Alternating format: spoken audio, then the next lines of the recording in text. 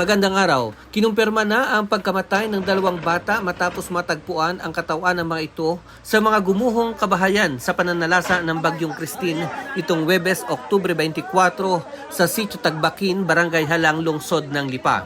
Unang nakita Biyernes ng umaga ang katawan ng isang 9 buwang gulang na batang babae.